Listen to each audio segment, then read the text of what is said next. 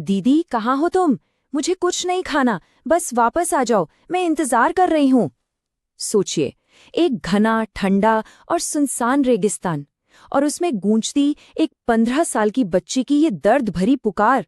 दिल दहल जाता है ना? ये कोई आम कहानी की शुरुआत नहीं है, बल्कि एक ऐसी चीख है जो हमारे आज के इस पूरे विश्लेषण की भावनात्मक नींव रखती है। तो चलिए आज हम इसी गहरी और भावुक कहानी में गोता लगाते हैं। खून और प्यार, दो अनाथ बहनों की कहानी। ये एक ऐसा सफर है जो हमें सोचने पर मजबूर कर देगा कि मुश्किल वक्त में इंसान किस हद तक टूट सकता है और किस हद तक दोबारा उठ खड़ा हो सकता है। भाग 1, अनाथ बहनों का संघर्ष। सबसे पहले हमें उस दर्दनाक अतीत को समझना होगा जिसने 22 साल की ज़ारा और उसकी छोटी बहन हिना को एक साथ बांध रखा था। जिंदगी ने इन दोनों के साथ जो किया वो सच में रोंगटे खड़े कर देने वाला है। बचपन में ही माता पिता ने सड़क किनारे छोड़ दिया, फिर सालों तक अनाथालय में पले बड़े, और जब ज़ारा 21 साल की हुई तो उसे अनाथालय छोड़ने का फरमान मिल गया। पर ज़ारा ने क्या किया?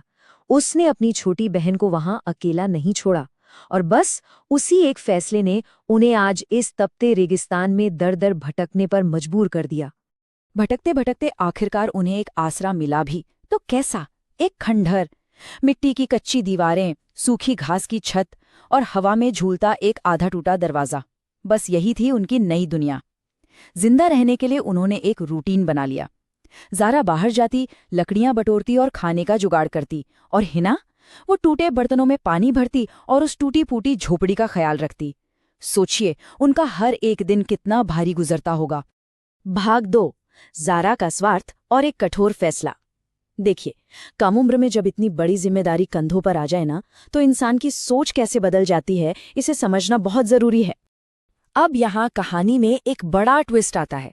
एक तरफ है फारिस नाम का एक आदमी जो ज़ारा को आज़ादी और एक नई जिंदगी के सुनहरे सपने दिखा रहा है। वो कहता है, दूर भाग चलते हैं, ये बोझ यहीं छोड़ दो। और दूसरी तरफ है ज़ारा की अपनी कड़वी सच्चाई, गरीबी, थकान और बेबसी। इन हालातों और उस आदमी की मीठी बातों ने मिलकर ज़ारा को एक ऐसा फैसला लेने पर मजबूर कर दिया जिसकी कोई कल्पना भी नहीं कर सकता। ज़ारा के दिमाग में क्या चल रहा था, जरा वो सुनिए। शायद तुम सही कहते हो, मैं थक गई हूँ रोज रोज इसका बोझ उठाते हुए। माँ बाप हमें छोड़ गए और मैं अपनी जवानी यहाँ इस वीराने में बर्बाद कर रही हूँ। बस इसी एक सोच ने उसे अपने उस भयानक कदम को सही ठहराने का बहाना दे दिया। जब हिना ने भूख से बिलखते हुए कुछ खाने को मांगा तो ज़ारा ने कहा कि वो मंडी जा रही है। वो निकली और फारिस के साथ हमेशा के लिए चली गई। उसने एक बार भी पलटकर नहीं देखा। भाग 3, हिना का अकेलापन और उसके संघर्ष की शुरुआत। उस भयानक धोखे के बाद हमारा पूरा ध्यान अब हिना पर आ जाता है। उस बेबसी की कल्पना कीजिए, एक छोटी बच्ची दिन रात दरवाजे पर टकटकी लगाए बैठी है, उस बहन के इंतजार में जो अब कभी वापस नहीं आने वाली। और फिर शुरू हुआ हिना का असली इम्तिहान।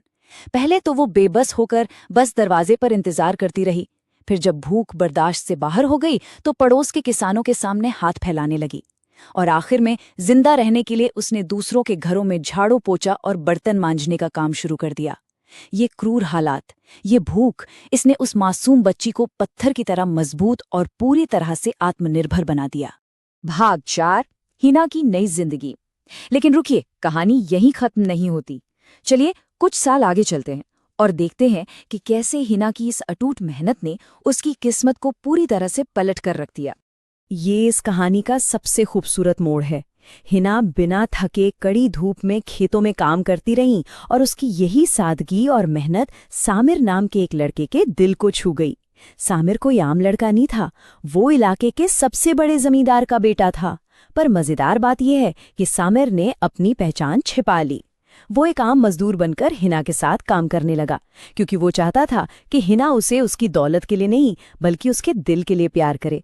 और आखिरकार उसकी इसी सादगी पर फिदा होकर उसने हिना के सामने शादी का प्रस्ताव रख दिया। और फिर आता है वो हैरान कर देने वाला पल, एक विशाल आलीशान हवेली। शादी के बाद जब सामिर पहली बार हिना को अपने घर लेकर आया और अपनी असली पहचान बताई, तो हिना के आंसू नहीं रुके। सालों के उस भयानक संघर्ष और अकेलेपन के बाद आखिरकार उसकी जिंदगी में खुशियों की एक बेहद खूबसूरत सुबह हो चुकी थी। भाग 5 ज़ारा का पछतावा। अब चलिए वापस थोड़ा पीछे चलते हैं उसी समय में और देखते हैं कि ज़ारा ने जो वो स्वार्थी फैसला लिया था उसका क्या अंजाम हुआ। आपने कर्मा के बारे में तो सुना ही होगा है। यहाँ वो साफ साफ नजर आता है। दोनों बहनों की जिंदगी का ये अंतर देखिए। एक तरफ आज की हिना है, शादीशुदा, एक बड़ी हवेली की मालकिन जिसकी आंखों में अब सिर्फ खुशी के आंसू हैं।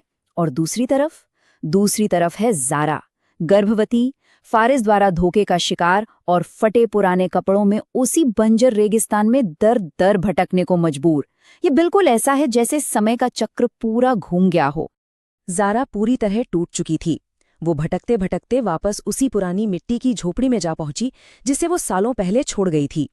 वहां घुटनों के बल गिरकर फूट फूट कर रोते हुए वो चिल्लाई, हिना मुझे माफ कर दो, मैंने अपनी खुशी के लिए तुम्हें अकेला छोड़ दिया और अब उस आदमी ने भी मुझे छोड़ दिया।